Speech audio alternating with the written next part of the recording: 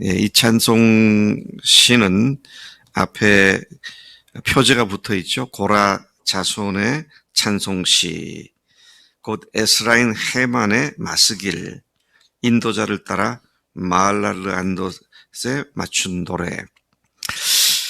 자, 이게 비록 고라의 자손의 시다, 찬송시다, 찬송이다 그렇게 붙어 있긴 하지만 내용을 잘 살펴보면 아마 이것은 다윗의 시가 아니었을까. 대부분의 사람들이, 많은 사람들이 그렇게 다윗의 시라고 믿어왔던 시편입니다. 가장 슬프고 낙심한 자의 시편으로 불리는 88편입니다. 자, 육체적으로나 정신적으로 가장 암울한 그런 고통 가운데 처했을 때 쓴 시인 것이 분명합니다. 본 시에서 여호와 내 구원의 하나님이여 라고 부르짖는, 하나님을 부르는 그 수식어 외에는 전혀 희망의 빛이 보이지 않는, 도대체 구원의 여망이 없어 보이는 그런 가운데서 지금 부르짖고 있는 시인 것을 보게 됩니다. 그런데도 불구하고 참 아이러니컬하게 구원의 여망이 전혀 보이지 않는 그 가운데에서도 이 시편 기자는 여전히 하나님을 의지하면서 하나님이 들어주실 것을 믿고 계속 기도하고 있는 그런 모습을 보여주고 있습니다. 근데 여러분, 이게 지금 다윗의 시냐, 고라 자손의 시냐라는 것만이 아니라, 자세히 볼 것 같으면 죽음을 목전에 두고 있는, 곧 죽임을 당할 목전에 두고 있는 겟세마네 동산에서 기도하신 예수님의 기도가 아주 강력하게 연상이 되는 그런 찬송시이죠. 그래서 저는 이 말씀을 이렇게 읽어보았어요. 아마도 예수님께서 겟세마네 동산에서 심한 눈물과 통곡으로 하나님께 기도했다. 히브리서에서는 그렇게 얘기를 하고 있는데 그 심한 통곡과 눈물로 기도할 때 아마도 이 시 88편을 가지고 기도하지 않았을까. 그만큼 심각한 죽음의 고통 앞에서 기도하고 있는 그런 내용인 것을 보게 되죠. 그래서 여러분, 이 시간에 제가 이 말씀을 약간의 설명을 간간히 보태긴 하겠지만 예수님이 겟세마네 동산에서 땀방울이 핏방울 같이 되도록 땅에 떨어지도록 간절하게 기도하셨던 바로 그 내용이다. 그렇게 생각을 하고 이 말씀을 차근차근 들여봐도 전혀 지나침이 없는 그런 말씀인 것을 보게 됩니다. 2절에 보면 여호와 내 구원의 하나님이여 내가 주야로 주 앞에서 부르짖었사오니 나의 기도가 주 앞에 이르게 하시며 나의 부르짖음에 주의 귀를 기울여 주소서. 성자 예수님은 성부 하나님을 구원의 하나님으로 부르시며 육체 가운데 계실 동안 자신이 주야로 부르짖는 기도에 귀를 기울여달라고 호소하고 있는 것으로 이해할 수 있습니다. 3절에 그 영혼에는 재난이 가득하다고 호소합니다. 나의 생명은 수월에 가까웠고, 수월이라는 것은 지하를 얘기하죠. 지옥을 얘기하고 죽음을 얘기합니다. 이제 나는 죽음에 매우 가까웠고, 또 4절 나는 죽어 무덤에 매장되는 자가 힘없는 용사 같은 그런 자가 되었고 죽은 자 중에 던져진 바 되어 이미 죽임을 당하여 무덤에 누운 자들과 같습니다. 이제는 내가 꼼짝없이 죽게 되었습니다. 주께서 죽은 자들을 다시 기억지 않으시니 그들은 주의 손에서 끊어진 자들입니다. 지금 시편 기자는 죽은 자들을 하나님께서는 돌보지 않으신다. 죽은 자들은 그것으로 끝장이 났다. 근데 예수님께서도 그날 저녁에 바로 죽음을 코앞에 두시고 할 수만 있으면 이 잔을 내게서 지나가게 하옵소서. 그러나 내 뜻대로 하지 말고 아버지의 원대로 하옵소서. 그런 기도하셨던 것을 잘 기억합니다. 6절, 주께서 나를 깊은 웅덩이와 어두침침한 곳에 두셨고 주의 노가 나를 심히 누르시고 주의 모든 파도가 나를 괴롭게 하셨나이다. 참 이 말씀이 마음이 아픈 말씀입니다. 7절에 주의 노가 나를 심히 누르고 있습니다. 예수님을 하나님의 진노가 아주 심하게 누르고 있다. 이렇게 해석을 해보면 그 노가 바로 우리가 받을 하나님의 진노인데 온 인류의 모든 진노를 예수님께서 한 몸에 짊어지시는 그 고통스러운 외침의 말씀을 여기서 생각하게 되는 것이죠.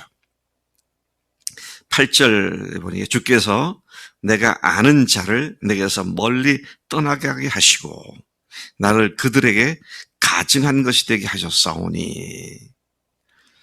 와, 그토록 예수님을 목숨 걸고 따르던 제자들이 이제는 예수님을 배반하고 예수님을 등지고 떠나버렸고, 나를 이스라엘의 메시아로 믿고 따랐던 그들이 이제는 내가 허황된 사기꾼이나 종교 망상가 정도로 가증한 존재로 여김을 받도록 주께서 나를 방치해 두셨습니다. 그렇다 할지라도 이러한 억울하고 수치스러운 상황에 꼼짝없이 갇혀서 벗어날 수 없는 내 모습입니다. 어쩌면 이렇게 시편 기자의 고백이 그날 밤 예수님께서 겟세마네 동산에 하셨던 상황과 기도와 이렇게 일치하는지 참 놀랍습니다. 9절, 내가 당하는 어려움으로 내 눈이 쇠하였습니다. 여호와여, 내가 매일 주를 부르며 두 손 들고 주님만 바라봅니다. 주님의 고통스러운 부르짖음은 10절 이하에서 반문 형태, 질문 형태로 계속되어집니다. 10절, 주께서 죽은 자에게 기이한 일을 보이시겠습니까? 죽은 자에게 무슨 놀라운 일을 보이시겠습니까? 유령들이 일어나서 주를 찬송하는 그런 일이 있습니까? 주의 인자하심을 무덤에서, 주의 성실하심을 멸망 중에서 선포할 수 있겠습니까? 죽고 나면 끝장이 아닙니까? 자, 시편 기자 이런 고통스러운 기도가, 절망스러운 기도가 그날 밤 십자가를 바로 앞에 둔 예수님께서도 이런 심정으로 기도했음을 능히 짐작해 볼 수 있습니다. 물론 예수님은 하나님이시니까 부활하실 것을 아셨겠지만, 그러나 육신 가운데 거하셔서 육신의 연약함이 예수님에게 이런 생각으로 엄습해 왔었을 것을 생각해 봅니다. 12절, 흑암 중에서 주의 기적과 이짐의 땅에서 주의 공의를 알 수 있으리까. 죽음이면 모든 것이 끝나버리는데 과연 죽은 자에게 놀라운 일을 행하시겠는가 하고 반문을 하고 질문을 하고 있는 그런 외침이죠. 정말 죽으면 끝난 거 아니에요. 근데 주님께서도 그런 인간의 육신 가운데서 이런 고통스러운 기도를 하실 수 있었겠구나. 그런데 그 기도가 하나님께서 들으신다는 사실을 뒤에서 또한 믿음을 갖고 부르짖고 있는 것을 봅니다. 무덤에서, 즉 완전히 멸망한 가운데 주의 인자하심과 성실하심을 선포하시겠느냐고 반문하면서도 13절에 보니 주께 부르짖은 기도가 아침에 주의 앞에서 상달될 것을 믿는다고 고백을 합니다. 야, 참 도저히 이제 죽음 앞에서 무슨 의미가 있겠습니까? 그런 기도를 하다가도 그런데 아침에 이 기도가 상달될 것이라고 믿는다고 고백을 하죠. 참 여기에서 육신을 입은 예수님의 고뇌를 여기서 잘 읽어볼 수가 있습니다. 14절에서 18절까지 여기서 시인은 자신을 하나님께서 버리셨다고, 하나님이 자신에게서 숨으셨다고 절규하고 있습니다. 얼마나 고통스러운 이런 고통스러운 기도를 시인이 했을까요? 그런데 예수님께서 똑같이 십자가 위에서 엘리 엘리 나마 사박다니, 나의 하나님 어찌하여 나를 버리셨나이까, 같은 고통스러운 기도를 하셨던 것을, 외침을 연상시키는 그런 기도죠. 죽음을 앞둔 시인은 매우 당황하면서 자신이 주의 진노를 당하고 죽음과 하늘부터 버림받는 그 두려움이 물이 덮음같이 자신에게 넘친다고 그렇게 외칩니다. 18절 시인은 마치 예수께서 자신을 버리고 다 도망친 제자들로 인하여 느끼신 고독함을 말하듯 탄식하며 노래하고 있습니다. 우리 주님이 그날 밤 그리고 그 다음 날 십자가에서 이런 고통스러운 기도와 고통을 당하는 가운데서 구원의 주님으로서의 역할을 감당할 수 있었고요.